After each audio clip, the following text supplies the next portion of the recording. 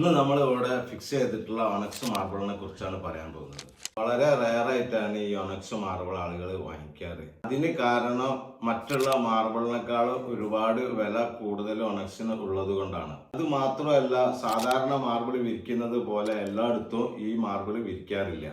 ചെറിയ ചെറിയ സ്ഥലങ്ങളിലാണ് ഈ മാർബിൾ വിരിക്കാറ്.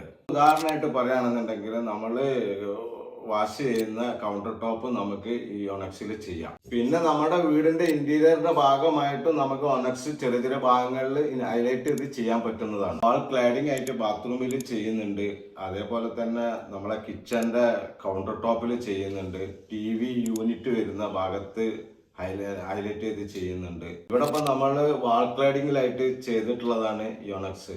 ഈ ഒണക്സിനെ കുറിച്ച് പറയുകയാണെന്നുണ്ടെങ്കിൽ മൂൺ ഒണക്സ് എന്നാണ് ഇതിന് പറയുന്നത്.